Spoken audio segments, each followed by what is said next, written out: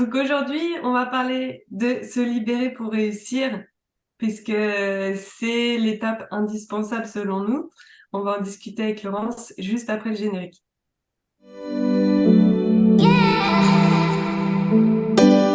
Coucou Yes. Laurence. Coucou. Alors, se libérer pour réussir, ça t'inspire quoi toi? Plein de choses. Les peurs, la peur du regard des autres, la peur du manque, se libérer euh, de Des la- schémas? des schémas, exactement, de nos schémas négatifs, enfin, qui ne nous servent plus, se libérer de son ego, se libérer de plein de choses, euh, de nos schémas anciens en fait. Et Ouais. parce que réussir dans l'entrepreneuriat, on le dit souvent, l'entrepreneuriat c'est quand même l'exercice de développement personnel le plus complet. Numéro un. Voilà, numéro un, parce que ça demande d'aller travailler justement sur tout, d'aller libérer tous ces schémas-là. Alors, tout le monde n'a pas les mêmes peurs, n'a pas les mêmes blocages, n'a pas les mêmes croyances limitantes. On Euh, adore ça. On adore ça, guérir, libérer, travailler sur nous. Ouais, exactement. Mais voilà, moi, ça m'évoque tout ça. Se libérer, c'est en fait aller d'abord comprendre qu'est-ce qui nous empêche, qu'est-ce qui nous bloque, qu'est-ce qui nous diminue, qu'est-ce qui nous empêche de briller, qu'est-ce qui nous empêche de prendre notre place à part entière. Ça, c'est la première étape, d'aller d'aller comprendre, d'aller trouver, de mettre de la conscience dessus, et ensuite de travailler à changer tous ces mécanismes, à développer de nouvelles croyances, à déconstruire les schémas qu'on a construits dans notre enfance et qui sont nos modes d'adaptation et de survie. Donc voilà, dépasser tout ça pour justement construire avec nos propres valeurs, avec notre propre vision, avec nos propres croyances et justement, dépasser, guérir toutes celles qui ne nous servent On plus. on peut décortiquer tout ça là. La première étape déjà, c'est euh, je, je pense que c'est un état d'esprit de savoir que la vie est parfaite finalement pour soi. C'est un chemin d'évolution et du coup prendre tout blocage, toute émotion négative, tout obstacle, tout événement négatif, toute remarque déplaisante comme un chemin d'évolution, quelque chose qui nous montre.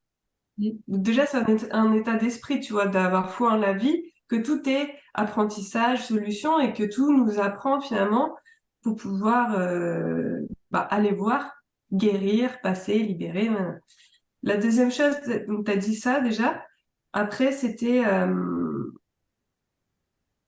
euh, dans le schéma, donc tu as dit déjà savoir observer, prendre conscience des choses.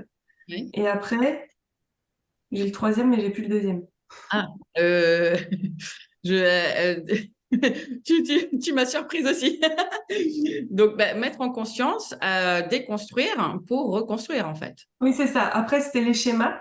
Mhm. Oui, Les voilà. schémas, pour moi, il y en a trois. Il y a ceux de notre propre vie, qu'on a construits par notre expérience de notre propre vie depuis qu'on est né. Il y a les schémas éducatifs de la société. Mhm. Absolument. Il faut faire comme ci, comme ça, il faut avoir tel diplôme, il faut avoir fait des grandes écoles, il faut être thérapeute dans un cabinet avec surtout pas un tarif au-delà de telle quantité par heure, et bon, les Ouais. schémas voilà, de la société, et les schémas familiaux Ouais. et amicaux, c'est-à-dire qu'est-ce qu'on a vu de réel Ouais. autour de soi qui est possible. Exactement. Donc, première étape, j'aime bien faire des synthèses, moi, mais je me perds un peu dans la tête. Première étape, donc, savoir conscientiser les choses en ayant conscience que tout est parfait et que tout événement négatif finalement est positif et nous apporte quelque chose et Et aller voir, oser aller voir. Deuxièmement, déconstruire voilà, tous les schémas, savoir observer les schémas qui nous empêchent peut-être, qui ne nous correspondent pas en fait, ouais. savoir dire, bah, moi dans l'idéal, j'aimerais faire les choses autrement. Bah Ouais. oui, mais comment tu aimerais les faire? Et Mhm. donc la troisième étape, c'est passer à l'action, donc en connaissance de soi toujours, ses Mhm. valeurs, la clarté de là où on veut aller. Voilà, il a fallu, pour avoir la clarté de savoir là où on veut aller, il Mm. a fallu observer ce qui nous convient pas, Absolument. à la fois dans les schémas et puis dans ce qui nous arrive de négatif et qui nous montre. Mm. Absolument. Oui, qu'est-ce qu'on veut garder, qu'est-ce qu'on veut pas garder, euh, qu'est-ce qui nous plaît, qu'est-ce qui nous plaît pas, qu'est-ce qui nous correspond, qu'est-ce qui nous fait nous ouvrir ou qu'est-ce qui nous fait au contraire nous fermer. Et tout ça aussi, en fait, ben, le corps, ça passe aussi par le corps, écouter ses émotions, écouter ses réactions. Et tout ça, en fait, vient contribuer à justement savoir. Et parce que souvent, on peut être perdu dans, ben, je sais pas, je n'arrive pas à prendre de décision, etc. Alors qu'on a plein de signes, on a plein de choses qui viennent nous aider à justement ben, savoir si on est sur le bon chemin ou pas. Et même, j'allais dire, la peur est un très bon indicateur que vous êtes sur le bon chemin. Parce que si vous n'avez pas peur d'aller sur un chemin que vous ne connaissez pas mais qui vous fait envie, c'est que ben, votre chemin, il n'est pas assez grand en fait. Il n'y a pas Donc, d'engagement. Quand exactement. une personne, elle est engagée vers un chemin qu'elle connaît pas, qu'elle en Mm. a vraiment, vraiment envie, la peur, elle est proportionnelle. Exactement. Donc c'est ça, c'est en fait savoir reconnaître qu'est-ce qui nous sert et qu'est-ce qui ne nous sert pas. Et c'est comme ça aussi qu'on voilà, on se libère du coup pour pouvoir réussir et faire la distinction entre ce qui va nous pousser, nous motiver, nous challenger à aller plus loin, aller vers la meilleure version de nous-mêmes et ce qui ne nous appartient pas, nous réduit, nous rapetisse, nous fait souffrir et qui souvent en fait n'est pas pour nous, n'est pas nous. Et c'est souvent ça en fait, si on prend le temps d'observer, ce qui nous bloque, ce qui nous empêche, ce qui nous ralentit, ce qui nous freine, bah, c'est pas nous, ça nous appartient pas en général.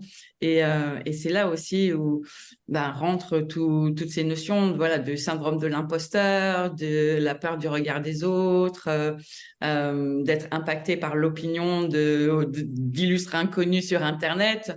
Tout ça, en fait, c'est des choses qui nous ont servi quand on était enfant à devenir un adulte, mais qui restent encore malgré nous tant qu'on n'a pas mis de conscience et qu'on n'a pas mis la lumière dessus pour justement aller ben, déconstruire pour ensuite choisir qu'est-ce qu'on garde et qu'est-ce qui nous appartient.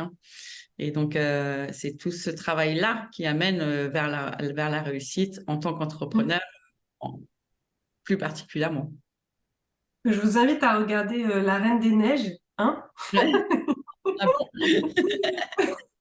Ça fait longtemps que je ne l'ai pas vu et je ne me rappelle pas très Et, bien. en fait, c'est ça l'histoire, c'est que ses parents lui ont dit quelque chose par rapport à son pouvoir, qu'elle pouvait être dangereuse, en fait, tout simplement, depuis Mm. qu'elle est petite. Donc, elle a passé sa vie à fuir les autres de peur de leur faire du mal et les autres se sont sentis rejetés. Et Ouais, elle s'est même isolée jusqu'à faire beaucoup plus de mal que ce qu'elle ne voulait, parce qu'au départ, elle voulait pas du tout faire du mal. Et ouais. c'est quand elle s'est enfin choisie et qu'elle a choisi d'assumer ses pouvoirs pour servir le monde, et bien là, libérée, délivrée, quoi. Ok. Tu vois, Eh ben, soyez une reine des neiges dans votre vie, quoi, tout simplement. Mais c'est vrai, c'est ça. Qu'est-ce qu'on peut se raconter dans nos têtes qu'on nous a dit, même tout enfant, Mm. qui nous empêche d'être? C'est ça, en fait. Exactement. C'est exactement ça. Et au final, tu fais plus de mal que de bien. Mm, mm. Et il y a plein de choses, ça s'applique pas aussi que à l'entrepreneuriat, mais dans plein de domaines de vie, enfin que à la vie professionnelle, mais regardez dans votre vie personnelle, les complexes qu'on a physiques par exemple, aussi souvent, ben c'est des choses que les autres nous ont données.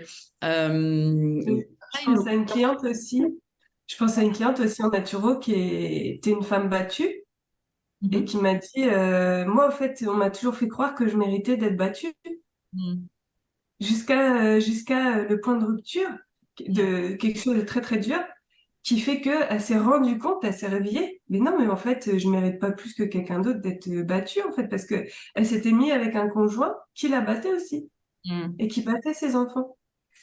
Ouais. Et toi, ça peut être des choses lourdes, comme ça peut être des choses un peu plus légères, Mhm.